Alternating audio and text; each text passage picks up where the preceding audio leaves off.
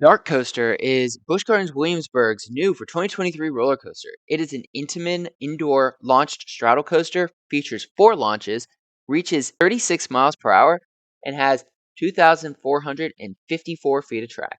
It replaced the old Curse of DarKastle dark ride, which used to occupy the same DarKastle building. DarKoaster does not completely abandon the DarKastle theme, rather, it continues the story almost like a sequel. This is our full-length, in-depth review of DarKoaster and our comments about what you can expect when you go to Busch Gardens Williamsburg to ride this coaster. Now, let's brave the storm. The DarKastle building is located in the Oktoberfest section of the park across from the Fest House. And DarKastle has this medium gray Germanic stone exterior. It's actually kind of imposing when you walk up to it, but you have to walk a decent ways just to get to the ride, as it and the Oktoberfest section of the park are towards the back of the park. This walk might be long, but it gives great views of Loch Ness monsters, griffins, and Alpengeist's interactions over the Rhine River, as well as Verbolten. You enter the queue by going under a stone arch displaying the ride logo and into a beautifully landscaped courtyard.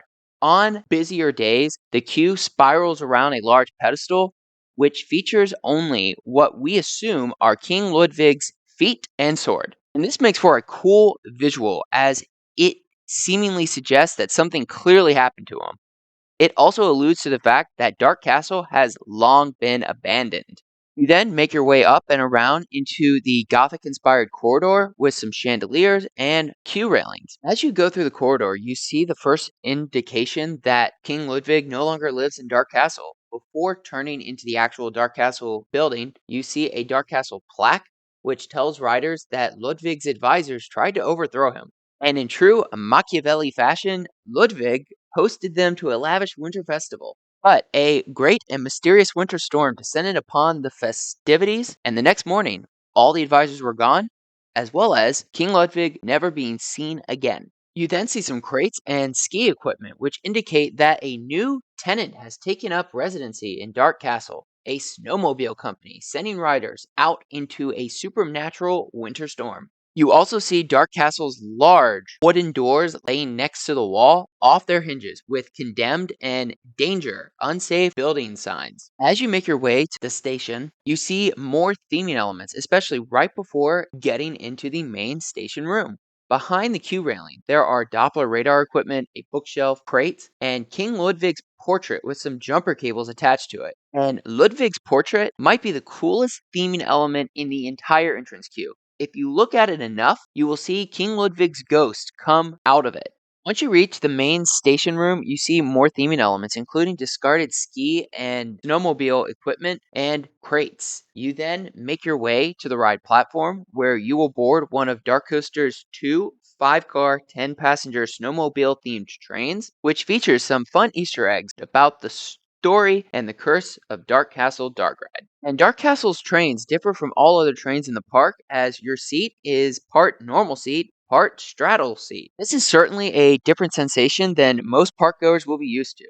Once you have secured your lap bar restraints and cleared dispatch, you hear a disembodied voice ask, "Do you have what it takes to brave the storm?"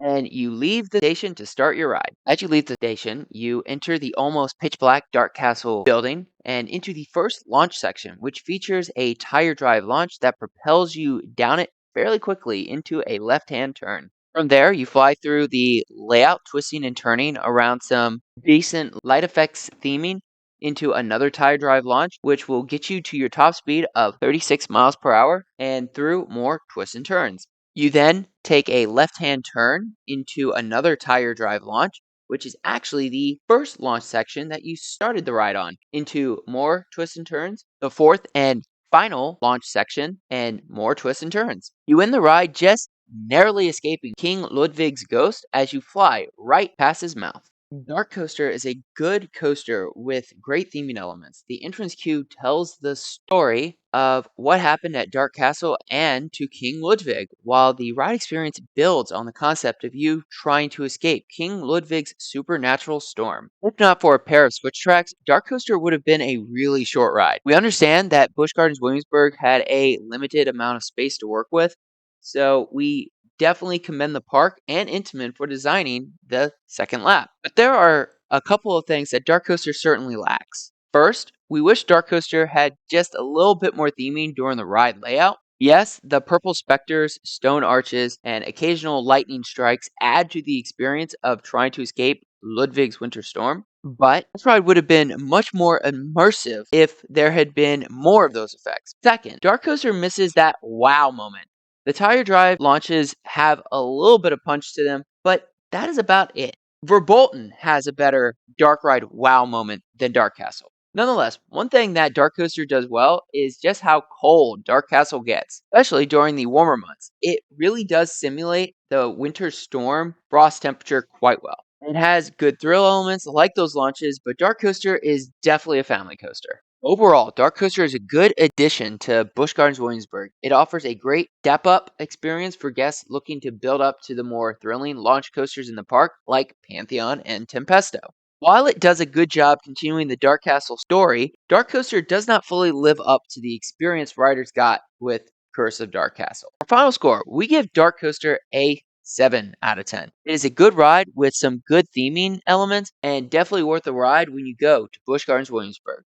So, let us know in the comments if you have ridden DarKoaster at Busch Gardens Williamsburg, and if so, what you think of it. Is it a worthy successor to the Curse of DarKastle Dark Ride?